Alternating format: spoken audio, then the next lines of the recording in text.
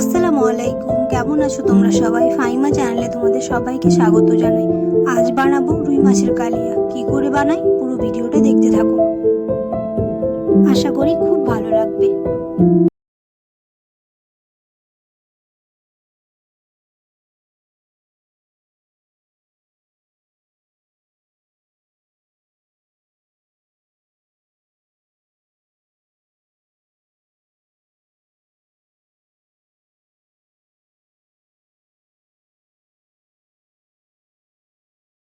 রুই কালিয়া বানানোর জন্য এখানে নিয়েছি হচ্ছে রুই মাছ। মাছটাকে প্রথমে ম্যারিনেট করে নেব। তার জন্য এখানে দিয়ে দিলাম হচ্ছে পরিমাণ মতো নুন, সামান্য হলুদ গুঁড়ো, লঙ্কা গুঁড়ো আর দিয়ে দিব হচ্ছে আদা রসুন বাটা।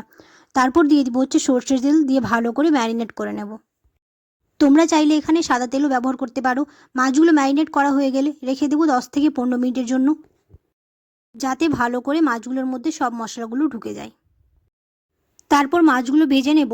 তার জন্য এখানে কড়াই বসিয়ে দিয়েছি, তেল গরম হয়ে গেছে। এবার মাছগুলো এক এক করে ছেড়ে দেব।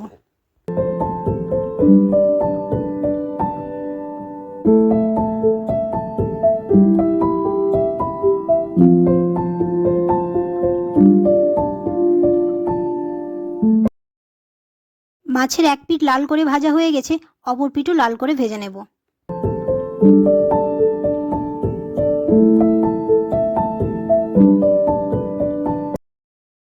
সব মাছ ভাজা হয়ে গেছে, এবার তুলে নেব। ওই তেলের মধ্যেই দিয়ে দিব এখন হচ্ছে একটা তেজপাতা, দারচিনি, লবঙ্গ, এলাচ আর জায়ত্রী। এই গোটা মশলাগুলো থেকে ফ্লেভার বেরিয়ে আসলে এর মধ্যে এখন দিয়ে দিব হচ্ছে পেঁয়াজ।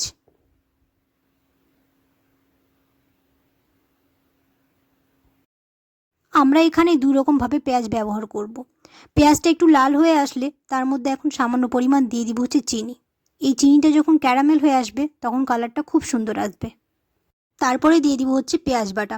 আমি আগেই বলেছি আজ আমরা দুই রকমভাবে পেঁয়াজ ব্যবহার করব। এই পেঁয়াজটাকে 2 থেকে 3 মিনিট ভালো করে কষিয়ে নেব, যাতে মশলা থেকে তেল বেরিয়ে আসে। মশলা থেকে তেল বেরিয়ে এসছে, এবার এর মধ্যে দিয়ে দিব হচ্ছে আদা রসুন বাটা। আমি এখানে আদা রসুন বাটা একসঙ্গেই পেস্ট করে রেখেছিলাম, সেটাই দিয়ে দিলাম। এবার দিয়ে দিব সব গুঁড়ো মশলা, যেমন হলুদ গুঁড়ো, লঙ্কা গুঁড়ো, কাঁচা জিরে গুঁড়ো, ধনে গুঁড়ো আর দিয়ে দিব হচ্ছে পরিমাণ মতো নুন। এবার মশলাগুলোকে 2 থেকে 3 মিনিট কষিয়ে নেব, যাতে মশলা থেকে তেল বেরিয়ে আসে।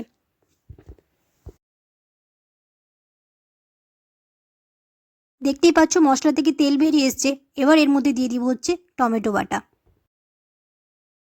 টমেটোটা ততক্ষণ কষিয়ে নেব যতক্ষণ না টমেটো থেকে তেল ছাড়ছে।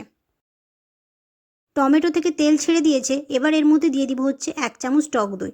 টক দই দেওয়ার সময় আমাদের খেয়াল রাখতে হবে গ্যাসের ফ্লেমটাকে একদম লো করে দিতে হবে, না হলে টক দইটা ফেটে যাওয়ার চান্স থাকে। টক দই দিয়ে আরেকটু ভালো করে কষিয়ে নেব। তারপর দিয়ে দিব হচ্ছে এখানে পরিমাণ মতো জল। তোমরা এখানে চাইলে আগে থেকে পেঁয়াজ বেরেস্তা করে রাখতে পারো, তাহলে পেঁয়াজ বাটা দিয়েই হয়ে যাবে। সবশেষে একটু পেঁয়াজ বেরেস্তার ওপর দিয়ে ছড়িয়ে দিলেও হয়ে যাবে। জলটা একটু ফুটে এসছে, এবার ভাজা মাছগুলো দিয়ে দিলাম, দিয়ে 2 মিনিট ফুটিয়ে নেব। আমাদের রুই মাছের কালিয়া প্রায় রেডি।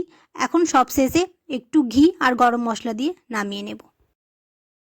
তো দেখতেই পাচ্ছ তৈরি হয়ে গেল আমাদের রুই মাছের কালিয়া। কেমন হয়েছে অবশ্যই কমেন্টে জানিও, আর এরকম করে অবশ্যই বাড়িতে ট্রাই করো। আর ভিডিওটাতে একটা লাইক করে দিও, সাবস্ক্রাইব না করে থাকলে চ্যানেলটাকে সাবস্ক্রাইব করে দিও। দেখা হবে খুব শিগগিরই নতুন একটা রেসিপিতে। ততক্ষণ সবাই খুব ভালো থাকবে। আল্লাহ হাফেজ।